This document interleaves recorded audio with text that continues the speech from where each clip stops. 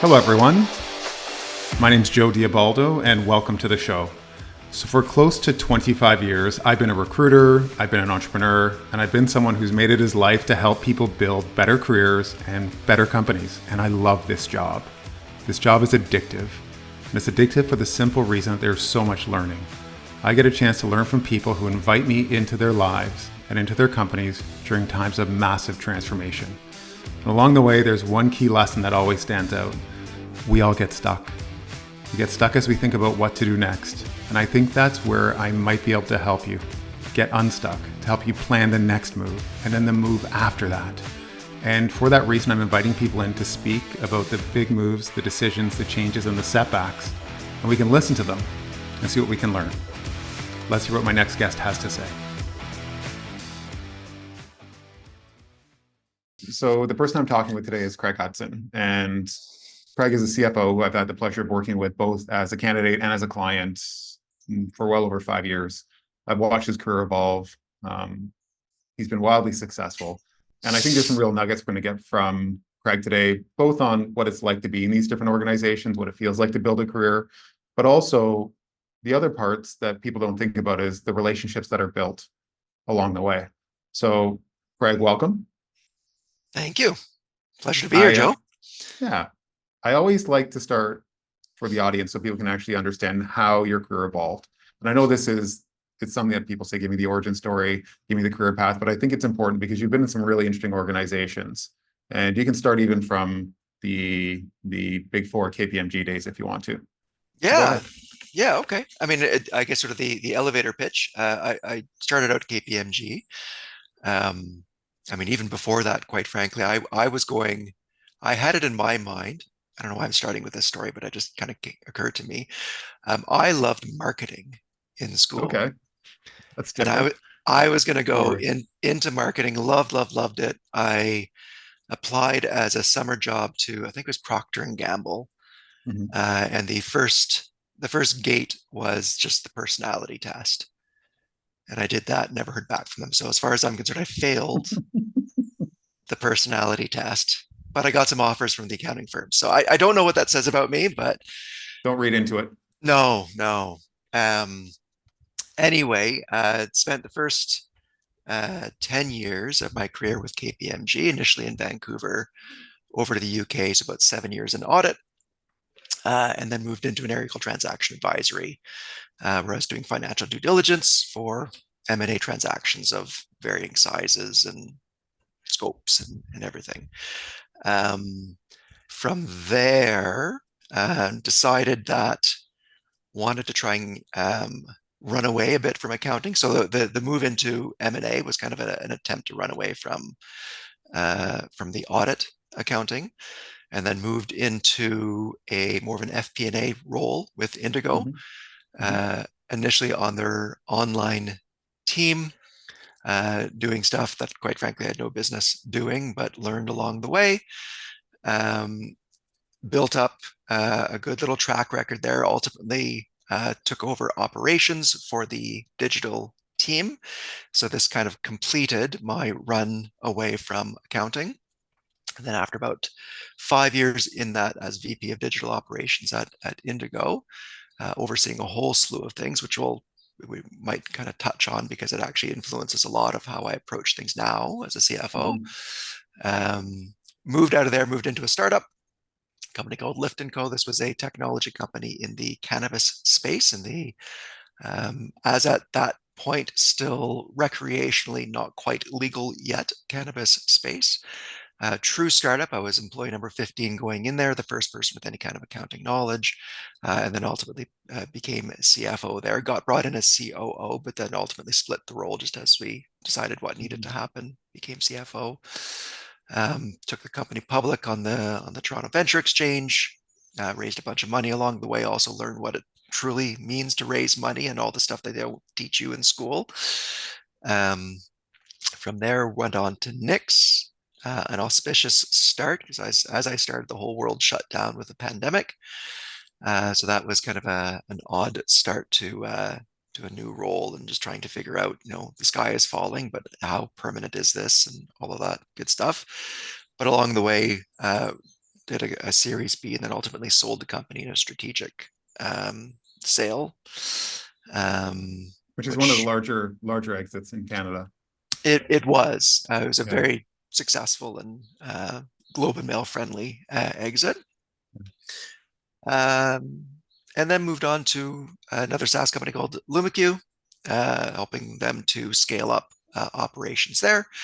And then here I am now in front of you doing more fractional CFO type work and doing what I quite enjoy doing, which is just helping companies navigate through the different growth stages. It's interesting as I look at your path, I often think that the job you're doing is closing gaps that prepares you for the next job. And you don't actually often know what gaps you're closing. And your time at KPMG, you didn't just stay in the audit and assurance side, you moved over into the advisory side, correct? Oh, I did. Yeah, yeah. You got it. Yeah. So I think everyone would agree that looking at your move into Indigo and the kind of work that you were doing initially, can you frame that for us on how it started at Indigo and what it evolved into, and then the connection between your previous job and this job? Because I think there is one. There totally is. And this is one of these where as you look back, there is a very definite narrative. But as you're looking forward, you can't see the story at all. So Right. as I moved into Indigo, and again, I rarely share this story, but I moved in as the manager of pricing and optimization for the digital team. Okay. I had no clue what that meant, honestly, but still moved in. Was reporting into. Um, Hold on. Can I just ask, how do you sell yourself into the role? That's fascinating. Like you're saying that this was, and that's the kind of role that a lot of people are interested in. So how did you position yourself for that? I think it was really just I was strong in analytics, which came from my 3 years in M&A. Yeah. Um, because you really the 3 years there, I learned not just the need, the ability to run the different analyses, but more specifically the whys and the so whats, and Yeah. then how to story tell all of that. Which, as I have also grown up in my career, I understand that that is not always a skill set that is uh, well known. So there's one part to actually run the numbers, but the other part to actually be able to tell the story to different stakeholders that have different points of view and different ways of understanding what you're about to walk them through.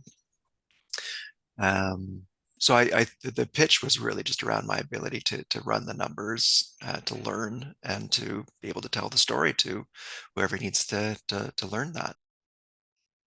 There's two parts to Indigo for me, and both are just super critical to where I am. The first was that director of FP&A role, where I'm doing all these different analyses, um, and again, really understanding what matters to the company, what's actually going to drive results of the company versus, your standard variance analysis of, our revenues went up by 5%. There you go. Put it on a PowerPoint and you're done. Like that. That's not going to do Yeah. anything for anyone. But to really dive in and understand the performance of a marketing campaign so that you can learn from it, you can repeat it. Like at the end of my tenure as the director of FP&A on the digital team, I had a playbook of, we want to juice our sales by X%. Well, like we should be running this promotion because we know that this particular promotion is going to juice our sales by about 18% incremental sales with a positive ROI. And like you kind of build that out. And that's super strong to have. That wasn't there when I got there. We had to kind of build that out and learn it. The other half of the role, which is on the operation side, and this again I think is quite influential in my and how I approach the role today, is I was responsible really for the operations of the digital company, and it's a pretty wide and vague mandate that I had. But it's really ultimately it became that I was owning or influencing everything from customer service, supply chain, product, like anything that is going to ultimately affect the customer experience, kind of behind the scenes. And one of the first big learnings that I had there is I had customer service that was reporting into me. We brought on this great new director of customer service. And as an accountant, your leadership is, I've done your role before. You second year accountant, I'm a third year accountant. So I can help you and lead you because I can tell you exactly what you need to do. I've done your job before. When I have a director of customer support reporting, I don't know the first thing about their role. I can't tell them how to do their job. So at the onset, that is a very challenging position to be in until you start to learn that actually leadership isn't the ability to tell someone exactly step one, step two, step three, how to do their job, but it's actually being there to understand how they're performing, make sure that they understand the different challenges they're facing. You're there to remove the barriers that they have to link their role back to what the company's doing, the mandate, etc., to raise their profile if it needs raising, like to do all of that kind of stuff, which you don't need to know the individual steps. And then along the way, you learn about their role, what they're doing. You also start to learn that you have a good business sense about you. So even though you don't have the 10, 20 years of experience in that area, you've got a good business sense as they start to suggest something. You're like, well, that doesn't really fit because of this business reason. So that has helped me from an operations perspective. I started to then be able to learn the different areas around the company, not worried that I didn't have 10, 20 years of experience in supply chain or customer service or whatever it is, but just being able to go in, ask stupid questions. I'm now really good at that because you learn. And quite frankly, as you ask some of these stupid questions, sometimes you find these little nuggets of, well, that is funny that that's like that. We hadn't really thought of it that way. And that ties into, I guess, the forward-looking piece around the relationships, which we can get into whenever you like, but the relationships, because the relationships across the executive table are stronger if you kind of understand the drivers and challenges and different elements of the person's role and what they're facing at a more granular and deeper level than just sort of the, marketing is there to drive revenues and that's really all I need to know kind of thing. Because then you become more of a partner in those relationships and you can bring your financial and analytic acumen to bear on their problems, for example. I want to drill into two things that you talked about. The first one is the creation of playbooks in domains that you don't have and that you're building from scratch. And then the second thing is speaking about leadership around functions and teams that, again, once you hire an expert, you're like, what exactly is my role here? So let's start with because I guess both in certain ways are playbooks. But this playbook is interesting because you were talking about the ability to affect revenue. Yep. Based on and the creation of these. I think for people that are growing companies, they often look at, can I just get something and apply it here? And I find it elsewhere. And it sounds like for you, what I'm curious about is, was the creation of this through pure experimentation on your own? Or was there a set of inputs and frameworks and stuff that you would kind of bring together and use? So how'd you do this? Because all of us are struggling with this as we're growing companies. So two answers. This was my learning on my own, my experimenting, and ultimately just sort of built it up as I struggled through the different pieces and taught myself. The second answer, though, although that is how I did it, I would not recommend that Okay. path. What I tell most, especially executives and CFOs now, I mean, one of the biggest things you want to do is make sure that you surround yourself with a group of peers, other CFOs, so that you can call on them and ask them for, I'm encountering this, that, or the other. What have you seen this? So you can leverage their experience. And quite frankly, I've also got, just in general, I've got a network of peers across the executive table. So as we're even encountering, people issues or marketing issues, I can also ask someone else and say, have you seen this before? So I built it up on my own. In hindsight, if I had to do it all over again, I would have seen if there's someone else that has kind of done this before, because what I did at the end of the day was not it had been done several times before by other people in different organizations. This wasn't brand new. I had to learn it myself. In some ways, you're lucky you're given that luxury, that Yeah, experimentation time. That's, yeah, yeah. 100% I was. Yeah. So your view on leadership then, if we're looking at Mhm. this, when you're talking about leading outside of, or even within your team or outside your team, there's some lines which is like, we hire experts and then we tell them what to do. And then we're upset with the results they get, which is actually our own fault. Yeah. So you have a different lens on this, which is as you were building these teams out, and it may be the CFO lens, which is allow people to execute, but always ask the question, like, how do you lead these other teams? Well, and I think that's it. It's there's a few things. One, I think, is the importance of one-on-ones, which feels like just a business 101, but quite frankly, you look at your calendar, it's a busy calendar. It's kind of the easiest one to drop, but it's one Yeah. of the worst ones to drop. So to have that regular communication, and it is kind of a two-way dialogue and setting expectations as to what you want to see in those meetings and how you want those to go. Asking lots of questions so you get into what's going on. It's not just a superficial update from them to you and you're like, okay, that's it. You're kind of half listening, but you're really getting in, because as you understand more, then you can start to add more value and they're going to feel heard as well, which is very human and incredibly Mhm. important. And then, yeah, as you said, it's my approach is you let them do their job, but you make sure that you're understanding exactly what's going on, what challenges they're having, what successes they're having, so that you can respond accordingly and help out accordingly. It is not Okay. helpful for you to do their job. It is helpful for you to um, make sure that they have everything that they need to do their job.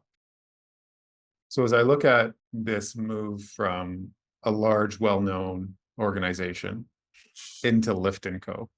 Yeah, So structure, process, all gone. control, all gone, Yeah, right? yeah. So what was that?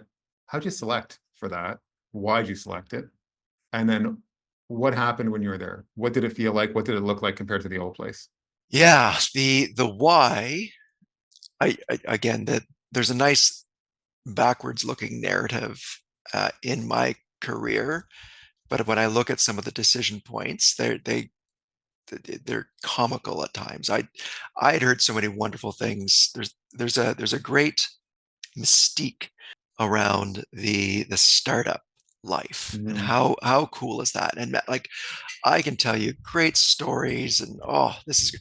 But the reality is, it's bloody hard work, and it is often unrewarding and unfulfilling, just as it can be completely fulfilling and rewarding at this both at the same time. So anyway, I took this role because I thought it'd be a great opportunity for myself, and I kind of fancied myself in the startup world. Ended up, I'm actually quite wired for that startup life, so that was a nice, pleasant surprise. But I certainly didn't appreciate what startup life meant at the time. And you're right.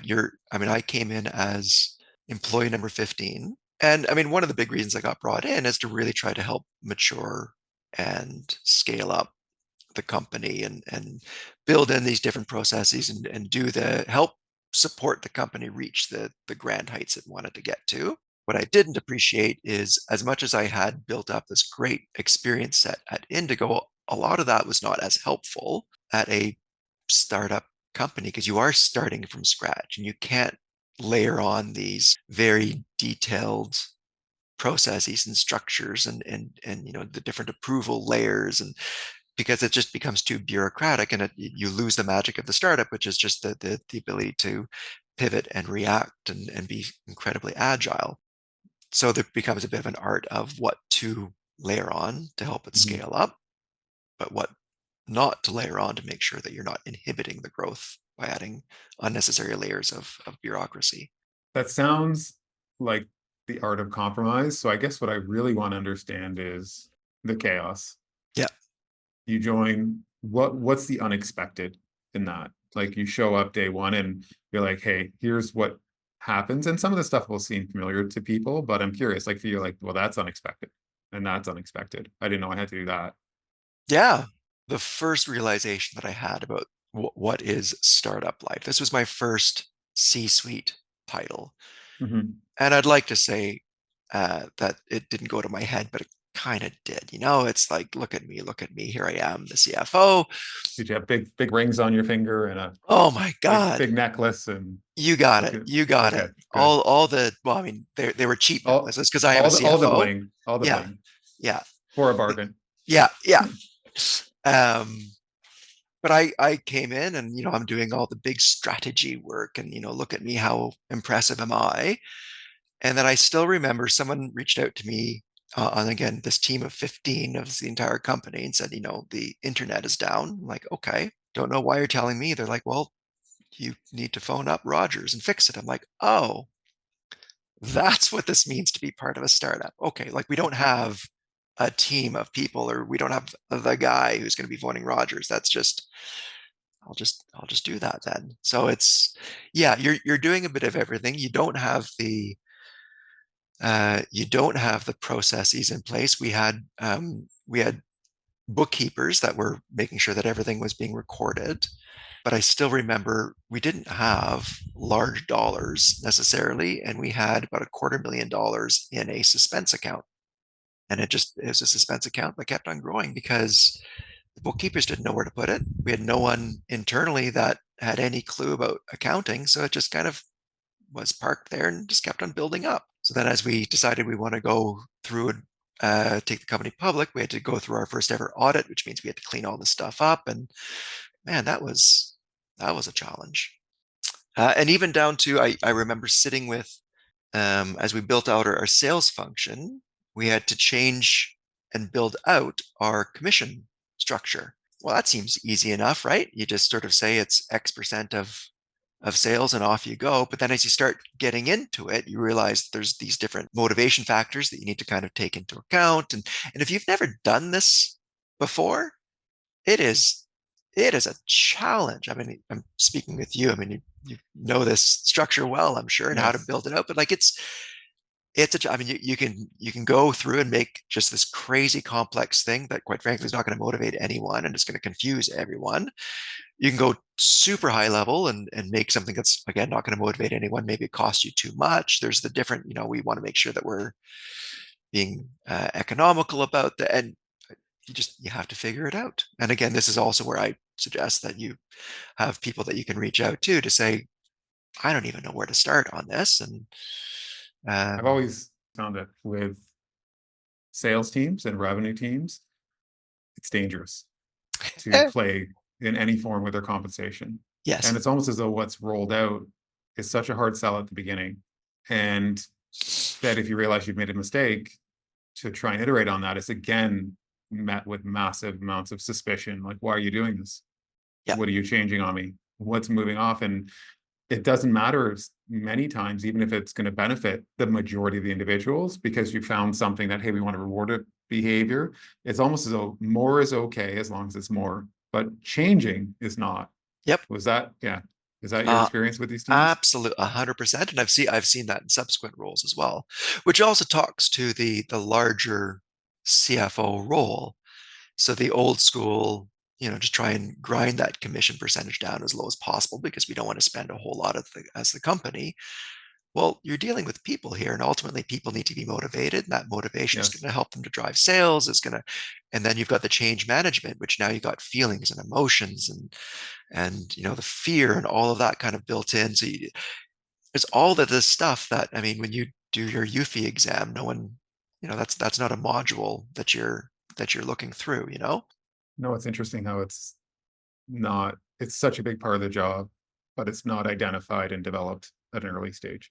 At least when I went through. But Okay, so you take the company public.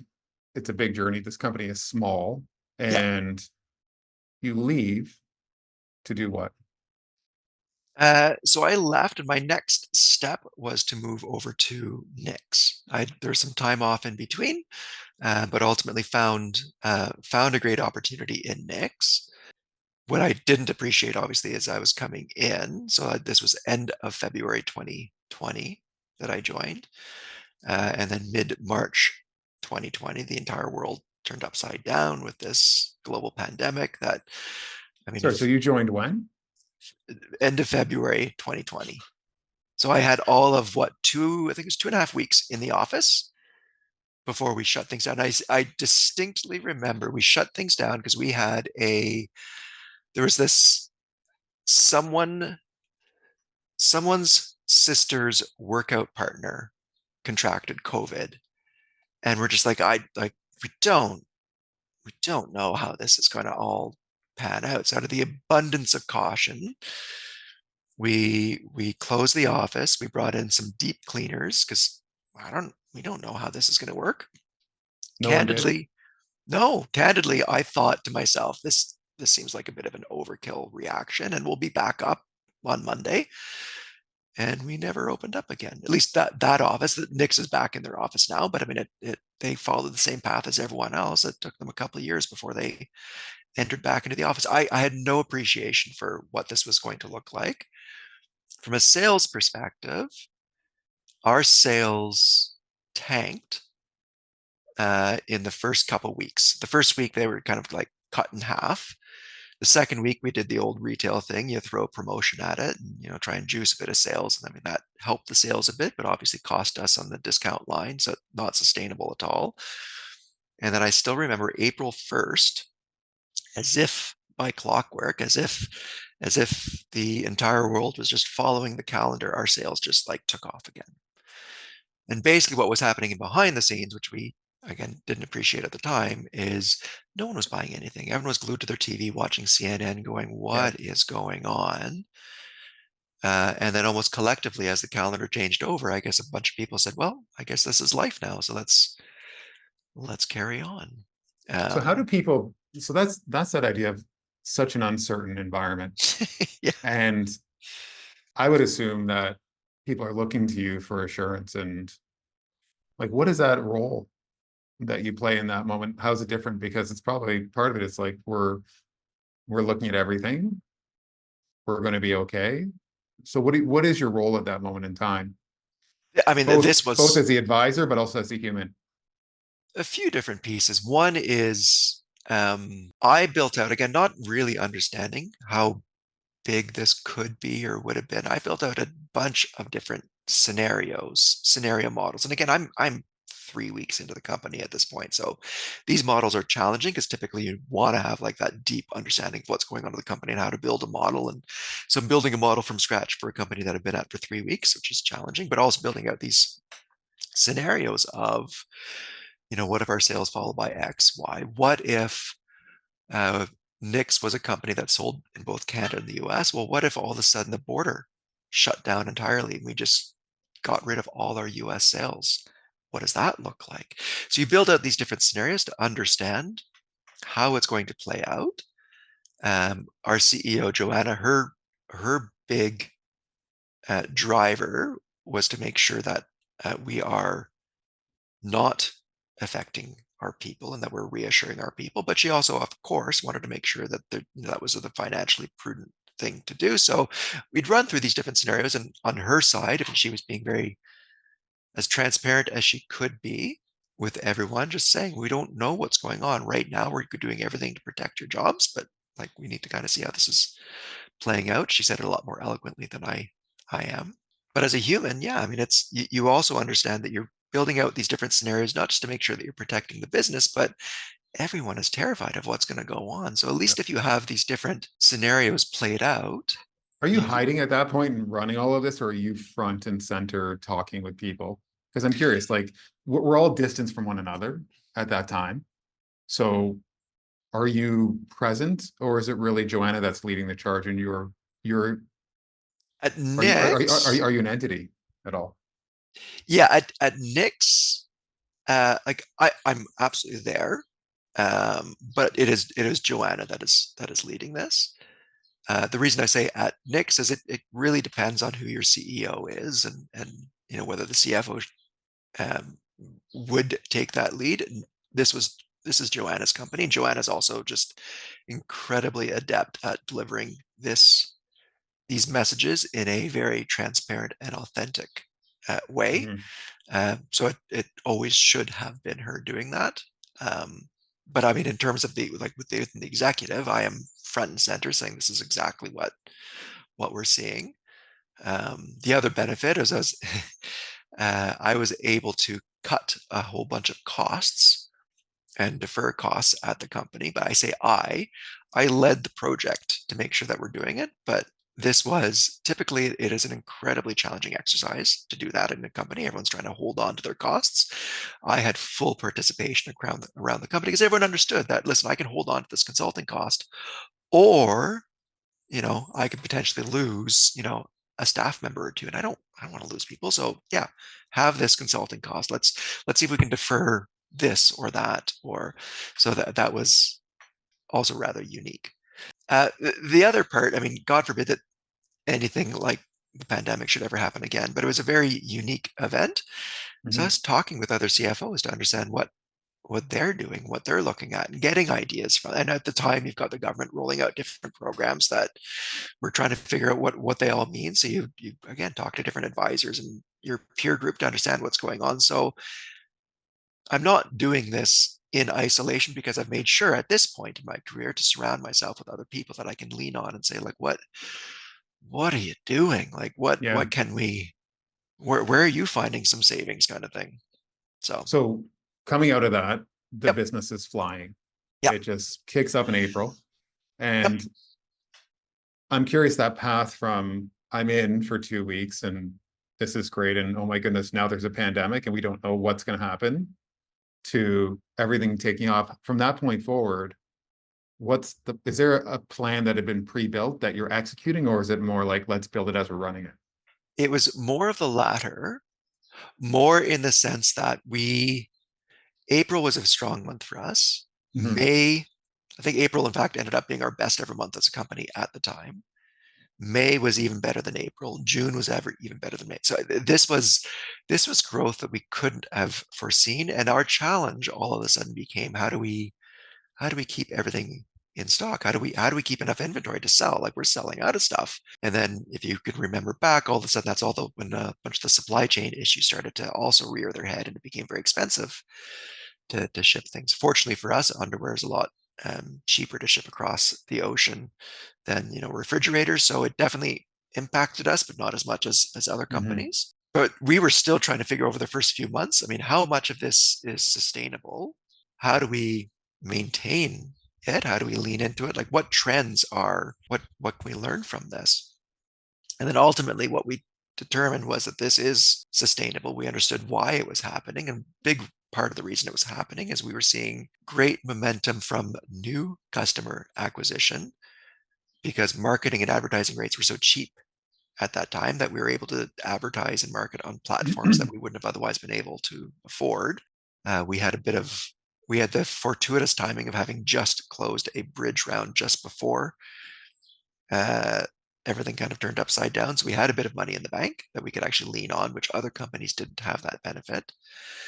And then with that, the new customers acquisition went up. Our retention also went up because we had the right messaging and the right product also for that environment. So I mean, everything it became this, your standard flywheel of just everything was kind of affecting everything else, and had this great growth as a result.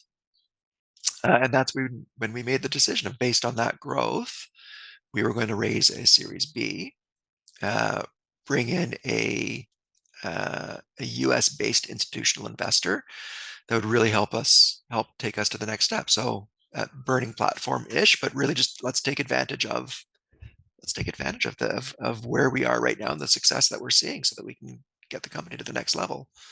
But yeah, for the first few months, we were just trying to figure out what is real and what is not. So you're joining in 2020. Yeah, The Series B happens when? 2021. So that was March of 2021. It And closed, then a year and a half later, and then there's a sale. a year and a half later, there was a sale. This was not something that anyone was looking for. If Okay. uh, not that anyone was opposed to it per se, but it wasn't. We've done the Series B. Let's try and sell this thing now. Like that. That wasn't even remotely part of the conversation. This was.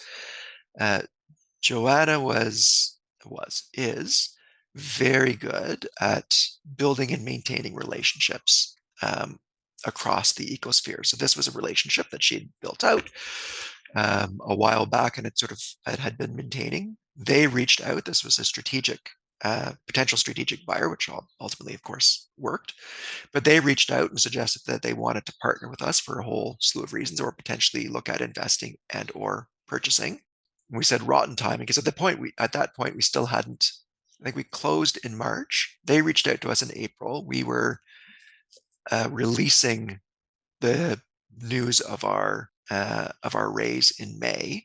So there's nothing out there saying that we'd actually done anything. So they reached out just in that sort of window period with this, hey, might want to invest. We said rotten timing. We just raised a Series B. So I mean, happy to have the chat, but probably not going to work No, out because no. there's minimum thresholds in place and, new buyer, like just all of these things. But like, you can have the conversation if you like. And we did. Now the conversation took longer because of the timing and all of that, but we ultimately, both sides got to kind of roughly speaking, a price point that we wanted that we thought was good, and kind of the general details and framework of an agreement that looked good. That was probably in and around December, January timeframe, and then we started getting everything ready for potential acquisition. The LOI wasn't signed until spring, but there was kind of the writing on the wall, and we took off with that. So these are wildly different companies. So I have Yeah. to ask the question. And I want to get to LumiQ, but you effectively take a company public. Yeah. How many headcount at that point at Lift & Co? Public is about 60 people. So you take it public at 60. It's 15 when you join, goes Yeah. to 60. You join Knix. You go through effectively a massive speed bump Yeah. with COVID, and then you're flying after this. Yeah. And it scales from what headcount to what headcount by I the think time the we're sale happens? probably pretty close to 60 head office. I'll kind of ignore the stores. About 60 head office when I joined, and upon sale, I'm going to say we were at about 120, 150 people. Okay, so a doubling, a little more. Yeah. Okay, so let's kick off now talking about LumiQ. So Yeah. this is another, like, you exit at Knix. You and I were talking about opportunities Yep. with different companies, and you have an opportunity to join LumiQ, Yep. which is doing quite well. It's in the space we operate in. It's a learning platform. Well, I don't know if that's the right way to classify it, but it's a professional development platform Yep. for CPAs. Yep. How does that introduction happen, and how do you land at that company? This was there's a couple pieces there. One, it happened because I was having lunch with a friend who also happens to be a recruiter. I won't say the firm because it wasn't yours. Don't talk to other recruiters. There are others out there apparently. Yes. I've heard of these recruiters. I've heard Yeah. of them. I've never seen one alive. Oh, But continue. there's no clarity, let me tell you. Okay, thank you. Anyway, he had mentioned that he was recruiting for LumiQ. I knew of LumiQ being a CPA. I'd also met the two founders, Adam and Michael, before. So I said, I mean, I don't know if this is a good fit, but like, listen, I'd love to chat with them. And it kind of went off from there. So it was just kind of he had raised it. It was literally just the two of us out for lunch. It wasn't you might be a good fit. It was just, this is what I'm working on. And it just happened to be of interest. And then the discussions kind of went on from there with the two founders and with the board and all of that. And the thought was really I was going in to help scale up the company. They had done a tremendous job to get to where they were, but a typical kind of startup company where you have the two founders, and at some point as a founder, the company gets to a size where, like, I've never seen this before. I've never done this before. I'm making this up as I go along. So let's try and bring in some professional help to help us get to that next stage in a more responsible way. So that was the story there. So you land there, Yep. and your mandate is to help scale it up. What does that mean? Like, there's things that need to be done in every company, and if you're scaling, is it dropping in systems and processes? Is it building teams, functions? What is it? It's kind of all of the above. I mean, it is definitely dropping in the systems and processes. There was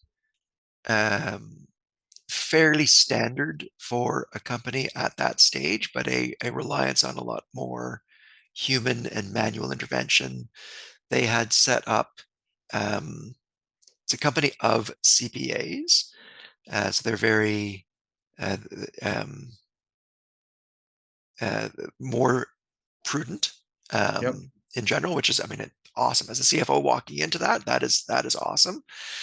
Um, but they had set it up so that every single expense needed to be approved by the CFO or by my predecessor, who was the manager of finance at the time. And it was a great way of controlling all the expenses. And as an earlier stage company, that is absolutely what you should do. But we kind of reached a stage where like it's not scalable. Like I'm getting requests for, can I buy this $20 microphone? And I'm like, I don't know, can you? Yeah. And it's not. So I then set it up so that each executive had their own OpEx center. I mean, this is kind of, again, budgeting 101, but you start to decentralize this. You make sure that everyone has the ownership for what they're doing. They're building it up, and then they become responsible to approve, this isn't my budget, this isn't my budget. They just have to make sure they're on budget. If there's a So, major, yeah, Craig, that was a great point. Like you basically said, I don't know, can you buy this microphone? So someone has built these set of constraints so that spending doesn't get out of control. yep.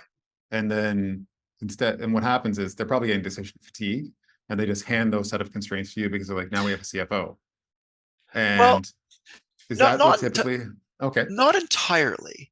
Okay. Um, this would have been um, the manager who had been there for a little bit, but also Michael, the CEO, uh, as your standard founder.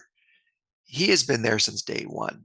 So when someone's coming to him saying, "Can I get this $20 microphone?"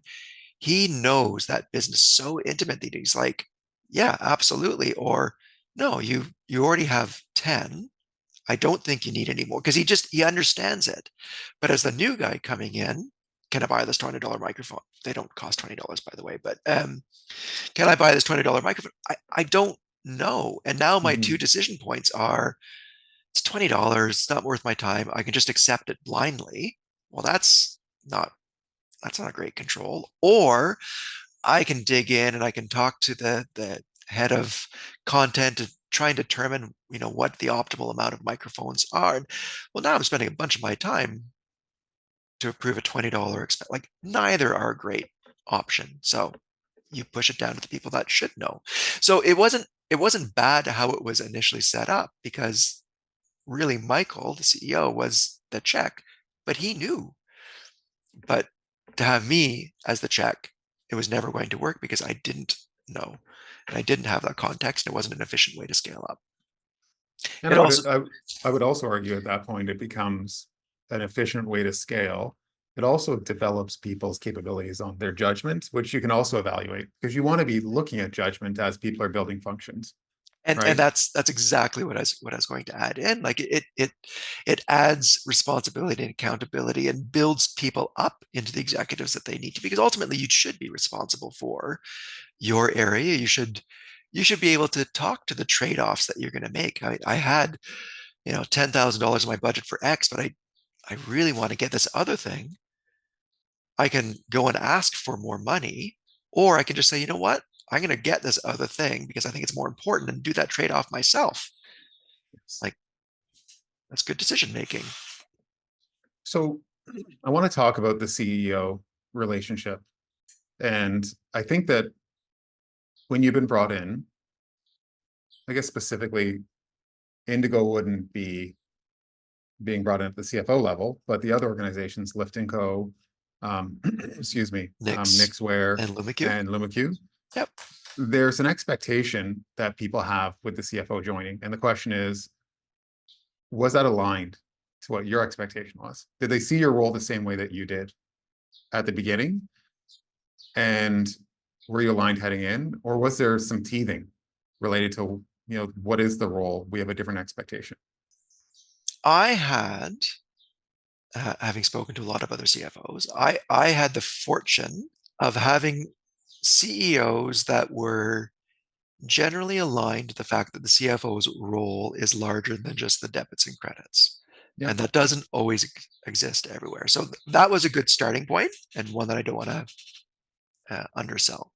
But after that, their expectations were governed by their experience. So at Knix, I had a couple CFOs that were there before me. So the expectations of what I would do is kind of based on what they were doing.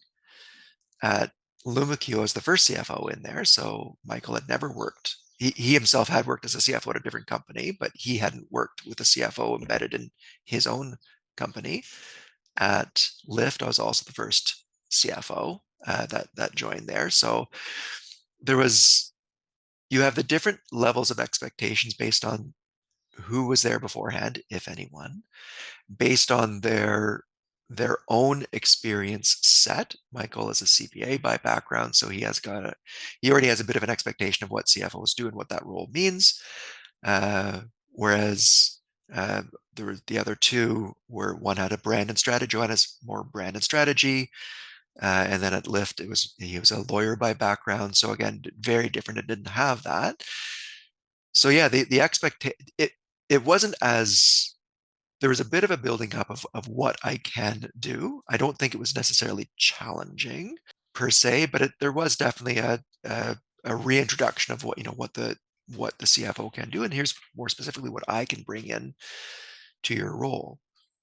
So I remember at LumiQ, as an example, again, I'm the first CFO that's been in there, sitting around the executive table, kind of early on in the tenure. And there's a conversation that's going on about people stuff. Mm-hmm. At the time, we didn't have a head of people, and there's certain stages in the startup and high growth companies as you reach certain levels of employees, and there's just headaches that happen almost by Yes. clockwork. Yes. So I was able to weigh in on, this is what you're seeing. It's totally normal. This is kind of what you need to do to combat it. This is appropriate. This is not appropriate. And I was able to weigh in on stuff that this is well outside of what you would suggest is in my CFO job description.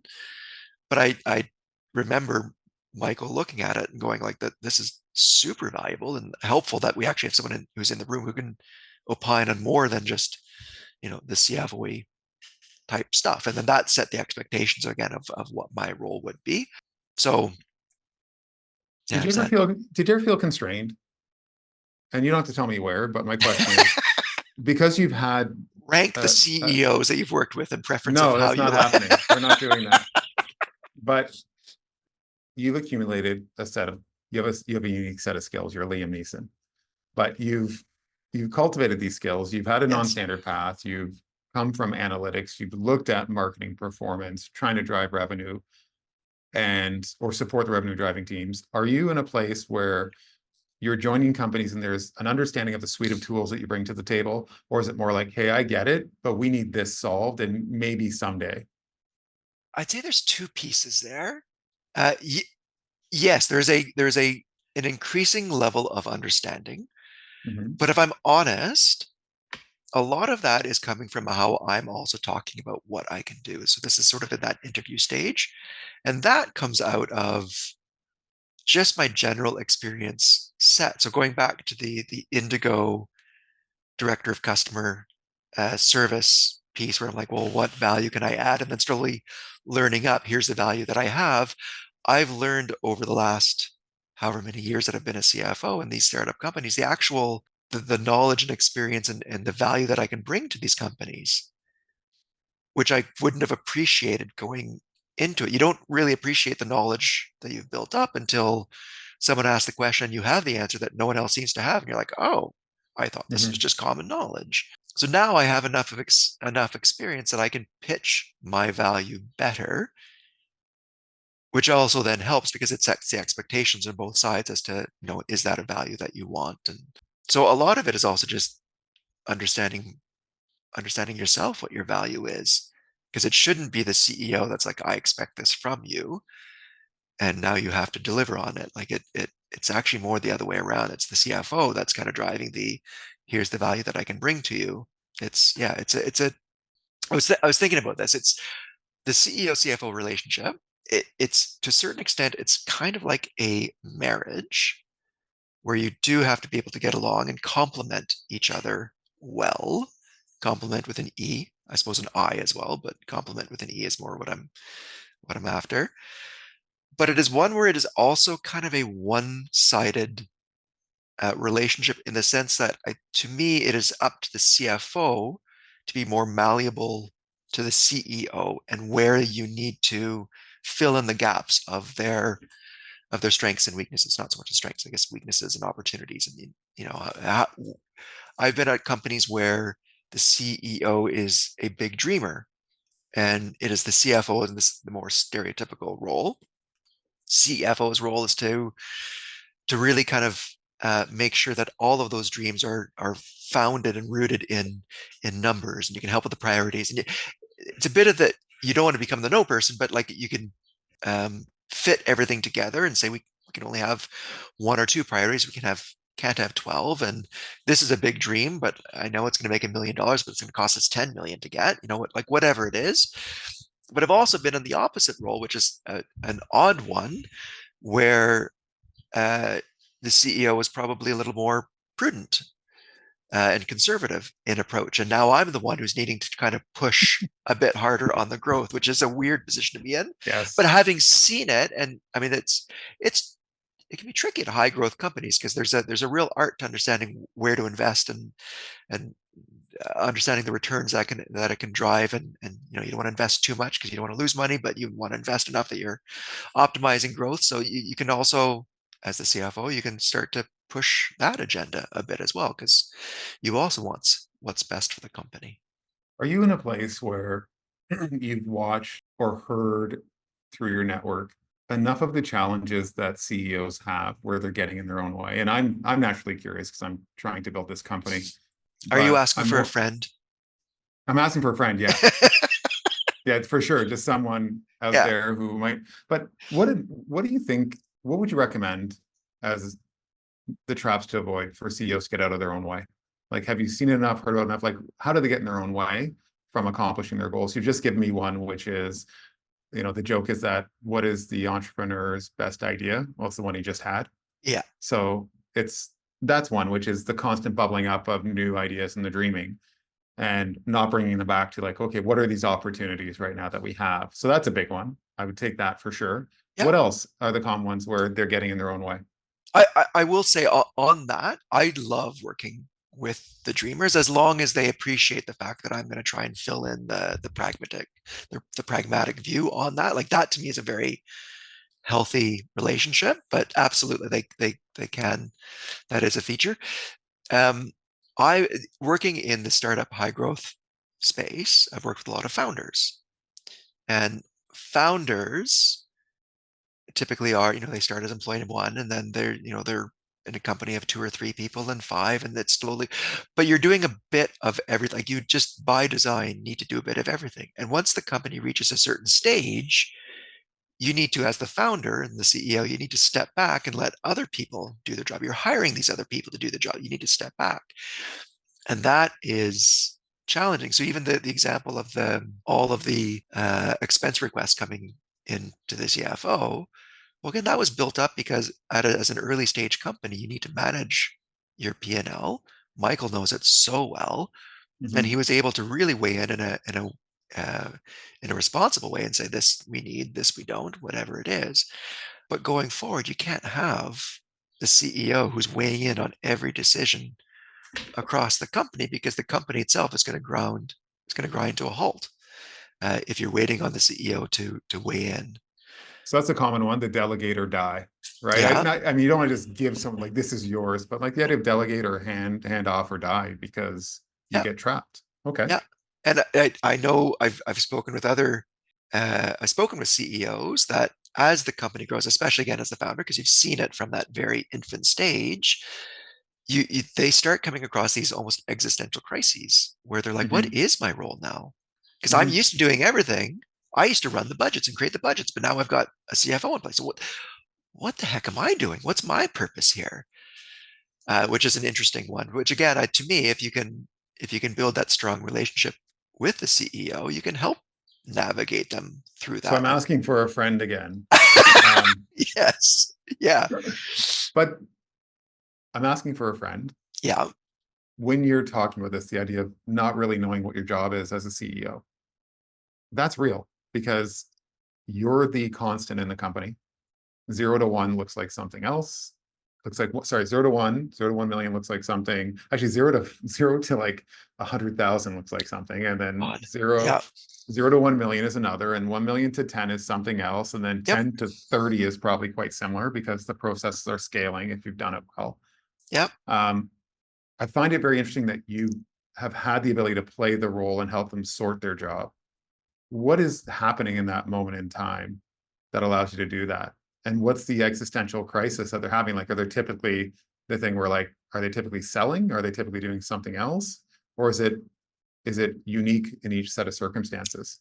It's it's a bit of it's unique. I mean, so part of it is that, that once they can get to the delegate or die stage, if they're successful in delegating, then they're going to find that their schedule starts to open up. So that's part of where that existential crisis comes in at. Like, I'm leading this company, but like all the stuff that I was doing before is gone. So what value do I add? So it's to me, it's having seen it a bit, it's being able to weigh in that I advise on a company, and I was chatting with Mhm. the CEO. This is a company of, they're like 4 or 5 people, 2 founders. CEO is, he's doing the bookkeeping. They don't have a lot of money.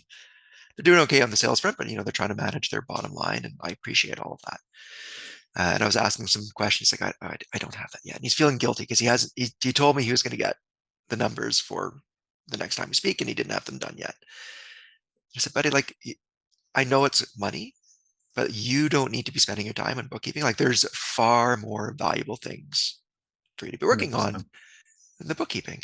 Now, that's, as you get higher up, like, that seems like a ridiculous example. Of course, that's the case, but it's the same thing across. Like, you as the CEO, you need to start to understand what is truly valuable, and hours that you put in is, that's not like, your value should not be measured in hours. Your value should be measured in directing the company up. Like, your role as the CEO is to make sure that the company has a direction, is heading towards that direction, that you feel that that's good, that you have the vision, that you're able to sell the vision to internally to the company, externally to whoever you're chatting with. Also depends on what you're doing and who you are as a CEO. And there's a big piece to truly understanding what the value of the CEO is, and it's challenging.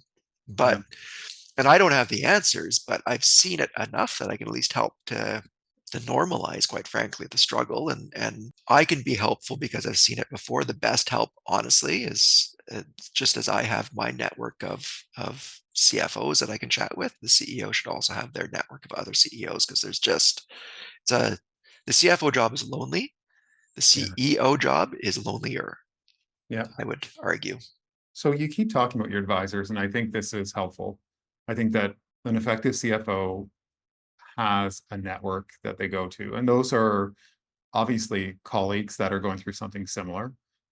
I mean, I have an idea on, like, I built out the stakeholder map for CFOs, like who they should be engaging, who should have around them. But what's your perspective on that? Like, what's that laundry list of individuals or the black book of individuals that are critical for you to have as advisors?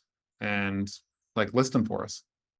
Yeah, I mean, external to the company, I mean, various other CFOs Yep. that I know. It's helpful if they're in the same industry, but honestly, a lot of the stuff that you're going to come up against is probably pretty ubiquitous. So it's like it would be across industries. So just any other CFO that you can reach out to and chat with. But talking to, I guess, the expanded responsibility of the CFO role, I also have people that I've worked with in the past in an HR capacity, in a sales capacity, in a marketing capacity. So as we come up against something, Yes. maybe we don't have the internal expertise of the company and I can reach out. Maybe the conclusion that I'm hearing from whoever the expert is internal to the company isn't isn't making sense to me, so I can validate it or not. So that to me is also a bit of my hidden secret of like, I do have people outside of the company in non-finance roles that I can lean on and say, hey, we're doing a salary benchmarking exercise. Like, Who where do do you we use? start? Who do you Yeah, use? What do we do? And this is the advice I'm getting. Like, does this make sense to you? Because it feels odd to me. But interesting. I was thinking more along the lines of we have our like I often, and maybe it's the space I'm in, which is legal. Like, who are the legal team that you go to, like your lawyer, your bankers. And that means ah, like bankers, the relationships with people that'll give you funding that you need to call on at different times. Are you building that out? Or you absolutely. and is that something that's portable with you at all times? Or are you, okay. Yeah. Yeah. So I've if so at the board level, Mhm. really depends on the board and how that relationship has been set up. Are they more a checkbox or are they advisors? And I've seen kind of the whole range. But where they are advisors, that's some great advice because everyone's got the same mantra. Hopefully they're on the board because they have just a wealth of Mhm. experience that they can bring. So you can say, listen, this is what I'm kind of struggling with. And like, what are your thoughts on it? Have you seen this before? So you can absolutely lean on the board. Obviously, you want to be a little careful with some of the questions that you're asking because you still want to make sure that you are engendering this confidence that you know what you're doing. It's just this particular thing. But I think that the board themselves can act as advisors. Benchmarks are often challenging to find. So I can also, if your board is made up of investors, you can talk to like, this is how we're kind of, this is this is some of the stuff we're seeing. Do you have any Mhm. benchmarks against whatever it is? This is how we want to pitch the company. I know you've already bought into the company, but like, how would this resonate to you? So Mhm. you can almost use them Sounding board. as a sounding board because they've seen these things day in, day out. Legal, banking, yeah, I banking to me is a funny one because it on its surface, the banking relationships are very formulaic, right? You're either Mhm. on side on your loan or you're off side on your covenants or and it's very black and white. The reality is it's all based on relationships. And there's a lot of latitude. There's a lot of latitude. And if you're offside in your covenant, but you have a good story and it's you've built up that trust, yeah, they'll say, you know what, I get it. Like let's work on a plan together to make sure, but like we're not gonna pull your loan here because that quite frankly doesn't serve anyone. And I have banking relationships from past roles that I still lean on for, hey, Yes. this is kind of what I'm seeing. What do you think about? I also, quite frankly, the networking and I was chatting to someone who was in between roles and talking about because I've been in between roles and there's you want to go out and network and but I said one of the unanticipated advantages that I found in networking at that time that I've carried on just trying to do as much as possible during the time that I've got a role is that I met people that at the end of the day they weren't able to help me get a role or anything, but I've been able to call on them later on for different areas of whatever it is based on their expertise because now I've built up this relationship. So I continue to do that. So it's the larger your network and the more time that you spend actually nurturing it, the more experts you have on various topics around you that you can call upon for free-ish advice. When you're looking at the people you're dealing with as vendors and advisors, how important is that recruitment relationship? Not at all. Take it or leave Okay, it. good to know. All Yeah. right. All right. This has Okay. been a great meeting. Sorry. Immediately drag this one to the trash. I mean, it's clearly important on a selfish level of, hey, I need a job or I, Yeah. I need someone to fill whatever role. And although I also wouldn't undersell the latter point. I mean, we had a scenario at Knix where we needed, the left-handed unicorn to come in and help us out. And that found us that left-handed unicorn. And it was incredibly helpful. So, I mean, maybe if I didn't have the relationship, you would have worked just as hard. But I do think there's a bit of a let's really try and, work You hard definitely to don't make. want to you don't want to let people down for two reasons. Number one, we've worked hard for that relationship. But the second part is you you begin to understand in this business that the client is actually the candidate. Yeah, And they're trying, like, it's the same person, and they're trying to build their career, and they're trying to be successful, and they're stressed, and they're trying to accomplish these things. And if you look at it through that lens, you're like, we're letting this person down. Not just because, hey, it's business, but it's also like they could fail if we don't do a great job with this. So absolutely. we apply that pressure internally quite often to Yeah. ourselves. But the other point, and again, this is once you, if you have built up a good relationship with recruiters, you have a very good view as to what a typical company structure looks like. Mhm. So I'm moving from a, you know, we used to be 60 people, now we're 120 people at this company. What does the finance function look like at a 120 person company?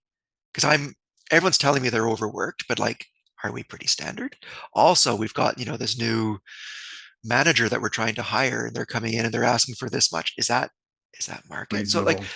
Mhm. there's that kind of give and take that you can have, and it's like, as a CFO, again, it's incredibly valuable to understand how to best structure your team, and depending on how uh, broad the recruiter's mandate goes, how to restructure other, not restructure, but how to structure, sorry, other teams so that you're getting the most out of them and what is appropriate for your level. Because typically what happens at a company is, as the company grows, you kind of keep the same structure and you probably just layer on a role or two, and it becomes that it's not actually optimal anymore for that size of company or your stage or whatever it is. So, and it's, yeah, having good, strong relationships with your vendors and Mhm. advisors, people love to help. If it's a reasonable request, people love to help. For sure. There's also learning in it. If it's done well, a vendor develops their own competency when they're Yeah. helping, right? Yeah. They just become better at their job. Um, you you've shared some insight with me on the reporting relationship in HR, because you've been in companies, again, when they're scaling, they are heavily geared towards making the right decisions on people, where those people go, how they report. Within the HR function, we're seeing at a certain size of company, it's often rolling up to the CFO before it either is released to someone else, like the COO or the CEO, um, or it stays there. Yeah. And I want your opinion on that, like, and how that effective partnership happens. Like, should it happen? Should there be a reporting line? At what stage has it felt like it made sense, if at all? And when did that change? Having seen companies at different stages, one, I don't think I've ever seen a company that has hired their first people hire at the appropriate time. It's typically about a year too late. Mhm. Because I think there's an underselling of what that people function actually does. And then when they come in almost to a T, every company's like, oh my God, we needed you like a year ago. Like, this was so valuable. But then you're right. You have that first hire, manager of people, director of people, whatever it is. And the knee-jerk reaction is typically to have them report into the CFO, because the CFO is responsible for kind of all the administrative junk in the company that no one else really wants to touch. And I don't mean to diminish the people role, but it is often lumped into that because it's just this, like, it's administrative stuff. Well, often the person hasn't had one before if they're a new founder. So they're like, I don't Totally. know where this goes, so we'll give it to the CFO. That's Right. what we Because found. Yeah. and I mean, who else is it going to go under? Your chief of revenue, your chief of marketing, like, no, none of those roles are appropriate. So it goes under the CFO. Typically, I would suggest that is probably the wrong place to have it, only because you have potentially, depending on how the CFO is wired, very competing mandates there. The CFO is trying to make sure that the costs are in check, especially at sort of that early stage company where that you'd be hiring that first role. Your costs are in check and your spending is in check. And then the head of people is trying to make sure that everyone is happy, engaged, and that you're going to have debates over, should we be spending money on that summer party, and we want to do these company surveys. And so it kind of depends on how the CFO is wired on, and how they see the value of people and investing in people, and whether they can see the ROI in that. But more often than not, that's not necessarily the case. The other thing, this sucks for the CEO, because the CEO, especially at this stage of company, often also has like 14 reports at the stage, which is not tenable. But I do think it sends a strong message to the company if the head of people manager, director, whatever, reports into the CEO and has influence there because to me, it tells the rest of the company that people matter at this company. We're Hmm. elevating this role that's managing people because your well-being and all that matters. As the CFO, like under the CFO, to me, the message can be, we've got someone to make sure that like we've got all the, the checks and balances in place and, we're paying you the right amount and we're giving you the right mandatory training. But that's really it. We're trying to cover ourselves, and that's why it's under the CFO. It doesn't have to be that way, but there is a potential inferred message, I think, if it's under the CFO, that Sure. people aren't as important at this company. It's a very interesting frame, actually, the importance of it. And I think that's something that I've heard before, which is what message is sent. And there's moments in time, I think part of it, you're saying, what is the background of the CFO? I think the second thing is what level of HR person are you hiring? Yep. Because there can be a leveling challenge when you have a CEO dealing with and trying to live in the future, but he chooses to hire a manager. Perhaps the first hire shouldn't be the talent analyst or the manager, or manager might need to be more senior and let Yeah. that person get some fractional or contract support, because who you hire needs to be able to speak to the translation of strategy, company strategy, into people strategy and program execution, and Yeah. make it relevant for that CEO. Um, And that's Especially right. if they haven't been there before, if the CEO has not been there before. Because the When last thing the it CEO needs is someone who's basically saying, what do you want me to do next? What do you want me to do next? Like, CEO's That's got too hard. many other things going on to Yeah. answer those questions. Yeah. So do you find yourself in a position where you understand what the people function unlocks and you can partner with it really effectively, or is it something that you find is a gap in your own skill? I've had, despite that diatribe I just had, I mean, I've had people reporting into me, the people function reporting into me a couple times. I do feel I've got a good understanding of what that people function unlocks. And I think because I've also worked closely with various people leaders, both in general, but also because they've been reporting into me, I can be a good partner because I see the function Yes, past the dollars and cents. I would say the advice kind of goes both ways, and this goes beyond people into sort of marketing and whomever else, is when you're speaking with the CFO, you also have to understand that they're ultimately responsible for the financial health of the company. So if you're coming to them saying, I really want to spend like $100,000 in the summer party, you have to talk to them in CFO language, which is, here's why that inflated investment makes sense, because there's an ROI attached to this. And I don't know what ROI you'd attach to the $100,000 summer party, but I mean, maybe it does make sense, but you have to speak that language. More to say, I think it is incumbent on the CFO to be able to learn the different languages of the different executives around the table, so you can speak to them, you understand their function, you ask smart questions because you really understand what's going on, what the drivers are, but in turn they also need to understand your mantra. I've worked with a head of brand who was actually really good. He totally understood what I was after. Brand is notoriously challenging to measure ROI because it's a long-term investment that you hope to see come back. But even when it does come back, it's hard to kind of attribute to that initial investment. yeah. But he understood it, and he was able to talk me through, his logic and how there is a return on whatever the investment was. Whereas most others would just say, you just have to trust me, you have to believe me, and that's not going to fly with the CFO. I'd love to have that discussion because I think that's a common thing with brand. So for a future Yeah, discussion. yeah. So anything that you want to cover that we haven't touched on? I had an example of bad finance. Obviously, not naming names. So there was a company that I worked at. I was at the time not in a finance function, Okay. but working closely with marketing. We're developing the budgets, and it's the standard thing where you come up with your first version of the budget, and people are holding back on revenues and doubling down on expenses. You don't get EBITDA to where you want it to be, so you go through version 2, 3, etc. So towards the end of the process, finance basically came back and laid down the hammer and said, hey, we're not where we want to be. You have to lower your marketing spend and you have to raise your revenues. Like, that's just what you need to do. And to me, that was where it was the definition of, we're not partnering with you.